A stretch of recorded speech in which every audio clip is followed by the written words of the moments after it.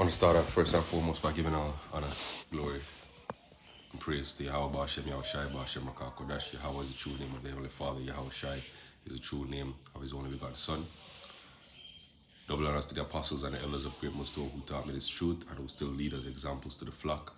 Citations unto the elect, starting with the 144,000, and also to the large multitude which make up the remnant whom the Lord has, chosen to be delivered from the foundation of the earth, men, women, and children, who are faithful to the cause, so to speak. This lesson is going to be a Lambak, on the elder brother Rakayakam's video. Peter wrote to the Israelites. It's a fact. Just want to, build on what the brother has laid down here, to further prove, that Peter wrote to Israelites, right? And we also want to stress, that Peter wrote to the same audience, that Paul wrote to, right? So if Peter wrote unto the Israelites, then Paul also wrote to Israelites, right? Israelites, foreigners which were scattered among the heathen over there in Asia Minor and other parts of the world, in that region. We're going to read here first in 2 Peter 3 and verse 15. It says, and an account that the long suffering of our Lord is salvation, even as our beloved brother Paul, also according to the wisdom given unto him, has written unto you. Right? So this proves, that Peter is writing unto the same audience that Paul wrote to. Right? And also in all the epistles, speaking in them of these things, in which are some things hard to be understood, which they that are unlearned and unstable rest as they do the other scriptures unto their own destruction. Right? Because many people mistakenly, label Paul, as an apostle to the actual Gentiles, like actual heathen, descendants of actual heathen, and that's because of, the language, that Paul uses, and the fact that, as, Peter says here, right, some things are hard to be understood, which they that are unlearned and unstable wrestle, so we're going to prove here that Peter, writing to the same audience, is actually writing to Israelite foreigners, right? So we're going to build on, what the elder brother Raquarcom, has put down, right? So we're going to start first with a couple commentaries, on 1 Peter 1:1. Let's see what two different Bible commentators said, right? So we're going to start with David Guzik, that demon, right? So David Guzik here for 1 Peter 1:1. Let me just dump down to this part here, right? It says, to the pilgrims of the dispersion. So point C here, right? To the pilgrims of the dispersion. Peter clearly wrote to Gentiles, right? Yet he called them pilgrims of the dispersion, a name that was applied to Jews. He called them this because he saw Christians of his day as sprinkled throughout the world, as the Jewish nations were in the dispersion after the fall when the Babylonians conquered Judah, right? So this man is completely going off, saying that Peter wrote to actual Gentiles, right? But we're going to show you, right, that actually another commentator, Matthew Henry, right? This is what Matthew Henry says, right? So this is the persons to whom, right, this epistle was addressed, and they are described. By their external condition, strangers dispersed throughout Pontus, Galatia, etc., they were chiefly Jews, right? Descended from those Jews who were translated from Babylon by order of Antiochus, king of Syria, right? Which you can read about in 1st and 2nd Maccabees, about 200 years before the coming of the Anointed. And this is something that we always bring out, the fact that during the the Hellenistic periods, of the time of the Greek kings, a lot of Israelites forsook, the covenants, forsook the commandments and forsook their identity. Matter of fact, let's just get that. All right, let's just get that in I believe it's 1st Maccabees 1, and I read from round about verse 10. Right, it says, and there came out of them a wicked root, Antiochus, surnamed Epiphanes, which we're just reading about, son of Antiochus, the king who had been a hostage at Rome, and he reigned in the 130th and 70th year of the kingdom of the Greeks. In those days there went out of Israel wicked men who persuaded many, saying, Let us go and make a covenant with the heathen that are round about, for since we departed from them, we have had much sorrow. So this device pleased them well. Then certain of the people were so forward therein, right, that they went to the king, who gave them license to do after the heathen, whereupon they built a place of exercise at Jerusalem according to the custom of the heathen, and made themselves uncircumcised, and forsook the holy covenant, and joined themselves to the heathen, and were sold to do mischief. Right? I believe there's another account. I'm not sure if it's if it's first 6 or if it's second 6. I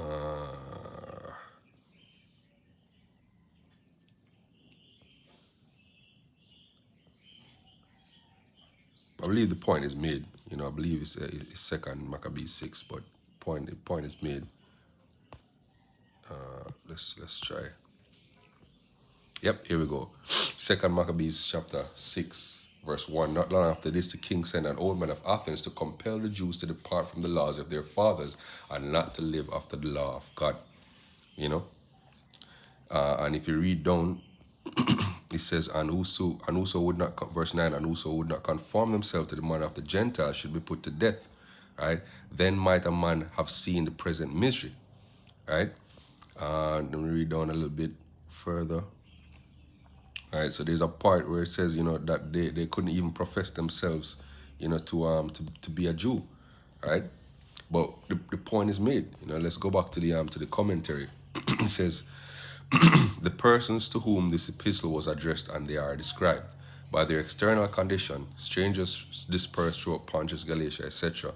They were chiefly Jews, descended from those who were translated from Babylon by order of Antiochus, king of Syria, about 200 years before the coming of the Anointed, and placed in the cities of Asia Minor. It is very likely that our apostle had been among them and converted them, being the apostle of the circumcision, that he afterward wrote this epistle to them from Babylon, where the multitude of the Jewish nation then resided. At present, their circumstances were poor and afflicted. Right? So we prove that part. Right? So let's get another precept here. So this is the same First Peter chapter 2, and I'll read from verse 9. It says, But you are a chosen generation, a royal priesthood, a holy nation, a peculiar people, that you should shew forth the praise of him which hath called you from out of darkness into his marvelous light. Who is this speaking about? Let's prove it. All right, let's go to the cross reference. Right? Deuteronomy 10 and 15. Only the Lord had a delight in thy fathers to love them. Who is he speaking about? The Israelites. Right? And he chose their seed after them, even you above all people, as it is this day. Psalm 22 and 30. A seed shall serve him, it shall be accounted to the Lord for a generation. Psalm 32 and 33 and 12. Blessed is the nation whose God is the Lord. Which nation is that? The Israelite nation, and the people whom he has chosen for his own inheritance. Right?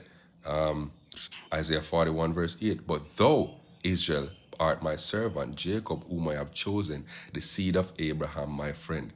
44 and 1. Isaiah, yet now hear, O Jacob, my servant, and Israel, whom I have chosen. All right, and then we go into the precept for royal. Exodus 19 and 5, verse 5 and 6. Now therefore, if you will obey my voice indeed and keep my commandment, ye shall be a peculiar treasure unto me above all people, for all the earth is mine. And ye shall be unto me a kingdom of priests and an holy nation. These are the words which thou shalt speak to the children of Israel. Again, Isaiah 61 verse 6. But ye shall be named the priests of the Lord. Men shall call you the ministers of our God. You shall eat the riches of the Gentiles, which are the actual heathen. In their glory shall ye boast themselves. Right? Revelation 1 and 6. And he hath made us kings and priests unto God and his Father. To him be glory and honor forever and ever. Amen. Revelation 5 and 10. And he hath made us unto our God kings and priests, and we shall reign on the earth. Right? So showing you, right, that these scriptures, even Revelation 20 and 6, blessed and holy is he that taketh part in the first resurrection, on such the second death has no power, but they shall be priests of God and of the anointed, and shall reign with him 1,000 years. This is speaking about, all these prophecies are speaking about Israel, right? From Exodus 19 and 5, verse 5 and 6, speaking about a kingdom of priests. And then Isaiah 61 referencing also the nation of Israel becoming priests of the Heavenly Father. And then even jumping down to the New Testament in Revelation, the last book of the Bible, there's also prophecies speaking about the Israelites becoming kings and priests unto God, right? Showing you that it all is tied in, right? Holy. Psalms 106 verse 5, that I might see the good of thy chosen, that I might rejoice in the gladness of thy nation, that I may glory with thine inheritance. Right? Isaiah 26 verse 2, open ye the gates, the righteous nation which keepeth the truth may enter in. Right? St. John 17 verse 9, and for their sake I sanctify myself, that they also might be sanctified in me through the truth. Right? So if we even go down to peculiar, same thing, right? Deuteronomy 4 and verse 20. But the Lord hath taken you and hath brought you forth out of the iron furnace, even out of Egypt, to be unto him a people of inheritance, as ye are this day. Deuteronomy 7 and 6. But for thou art an holy people unto the Lord thy God. The Lord thy God has chosen thee to be a special people unto him above all the people of the earth.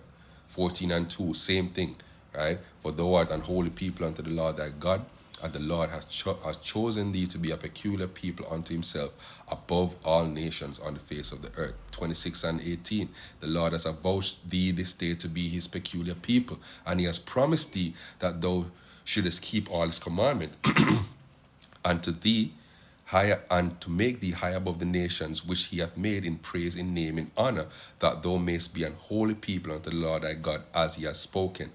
Right? It's clear, yo. It's clear. There's no debate in it. There's no misunderstanding to be had. Let's read it again. But you are a chosen generation, a royal priesthood, a holy nation, a peculiar people, that you should shew forth the praise of him which has called you out of darkness into his marvelous light. This is clearly speaking about the Israelites. Going further, it says, which in time past were not a people, but now are the people of God, which have not obtained mercy, but now have obtained mercy. Now don't get it twisted, right? This is another thing that that guy Guzik quoted to claim that this is talking about the Israelite foreigners. Let's go back to that in a second here, right? First Peter chapter 1. Right? This is one of them that he quoted to support his claim, that Peter was speaking to actual Gentiles. Here we go. Right? Yeah. So he quoted 1 Peter 2 and 10. Right? So let's get it. 1 Peter 2 and 10. Let's read it again. Which in time past were not a people, but now are the people of God, which have not obtained mercy, but now have obtained mercy. If you read that as face value, then you say, oh, see, people who are not the people of God are now the people of God. Let's get into the cross references. And even the cross references will tell you what it's speaking about. Hosea 1 and 9. This prophecy was spoken by the prophet Hosea to who? To the Israelites. Hosea 1 and 9. Then said Yahweh, call his name Loamai, which means La'imia, for you are not my people, and I will not be your God. This was said to who? The children of Israel. Yet the children of Israel shall be as the sand of the sea, which cannot be measured nor numbered, and it shall come to pass that in the place where it was said unto them, you are not my people, there shall it be said unto them, you are the children of the living God. Showing you the prophecy is about who? The Israelites becoming not a people, becoming Gentiles, just like we read about in First and Second Maccabees, right? Where some willingly forsook the covenants and some unwillingly were forced to forsake the covenants, right?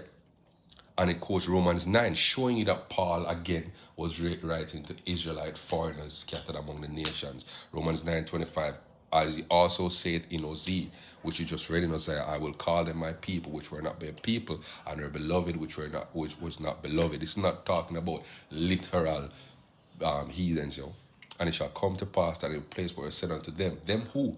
The Israelites, you are not my people, there shall they be called the children of the living God, right? Obtained mercy. Hosea 2 and 23, and I will sow her unto me in the earth. Who is this talking about? Hosea, this first and second chapter is in reference to who? Was spoken to who? The Israelites, right? And I will sow her unto me in the earth, and I will have mercy upon her that had not obtained mercy, right? And I will say to them that were not my people, thou art my people, and and they shall say, thou art my God, right? If you jump to Hosea, it says Israel's unfaithfulness condemned. So this is the whole subject matter here, right? Is Israel. Because in verse 3 here, verse 4 here, it says, I will not have mercy upon her children, for they be the children of whoredom. So the Lord took away his mercy from Israel. That's why when we read down in verse 23, right, it says that he would have mercy upon her that had not obtained mercy, because he took his mercy from us, right? So let's get back to it here.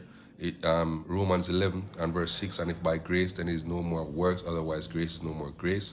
But if it be at works, then it is no more grace, otherwise work is no more work. Right? What then? Israel has not obtained that which he seeketh for, but the election has obtained it, and the rest were blinded. Right? But the point is made, right? Showing you 1 Peter 2 and 10, right? Which in time past were not a people, but now the people of God, which had not obtained mercy, but now have obtained mercy. This is talking about the Israelites, right? Going forward, it says, Dearly beloved, I beseech you as strangers and pilgrims, abstain from fleshly lusts which war against the soul. Here's the big point. Having your conversation honest among the Gentiles, right? These Gentiles are literal Gentiles.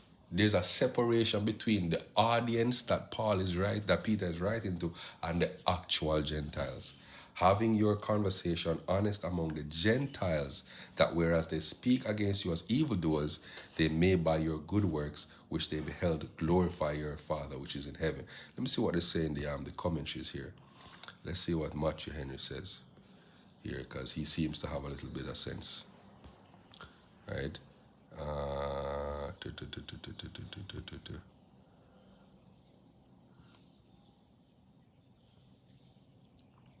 Yep. Those who received him were highly privileged. Verse 9, the Jews were exceedingly tender ancient people, of being the only people of God taken into a special covenant with him and separated from the rest of the world. Now say they, if we submit to the gospel constitution, we lose all this to stand upon the same level with the Gentiles. To this objection, the apostle answers that if they did not subject, they were ruined. But if they did, they should lose no real advantage, but continue still what they desire to be, a chosen generation, a royal priesthood. They were not going to stand alongside no literal Gentiles, right? It's going off there, right? Let's see what it says here. Their conversation in every turn, every instance, and in every action of their lives ought to be honest. That is good, lovely, decent, amiable, without blame. And that because they lived among the Gentiles, people of another religion, people of another nation, literally, who were inveterate enemies to them. Let's look up that word. What's that word mean? Look up. Confirmed, staunch, having a particular habit, activity, or interest that is long term. They were enemies to them.